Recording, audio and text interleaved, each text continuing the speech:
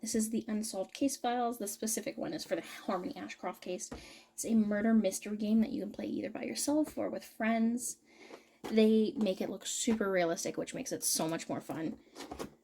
So you're going to open it up. Inside, obviously, you can see that I have played this. But inside, you will find a cold case evidence bag with your file. So we'll start with these. Comes with 3 envelopes that you don't open until after you have completed the specific objectives that will be listed in the file. So you just put those to the side to start the game, and then you get to start with this. Open it up. You have all sorts of things. So in here, you have pictures from the case. You have an inventory list of what everything should be in there, so if you're missing anything, you can find that online.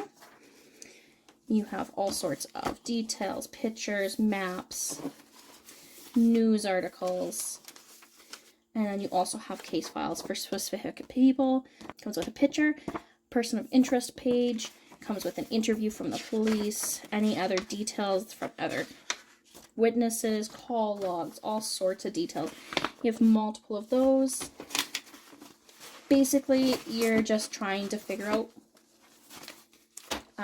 who the true killer is of Harmony. And it does also have the instructions here, so it has a case number, the objective number 1 in order to be able to open the first envelope.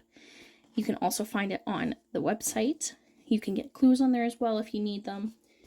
Super fun game. I very much enjoyed it. My husband enjoyed it, and I would recommend this to anyone.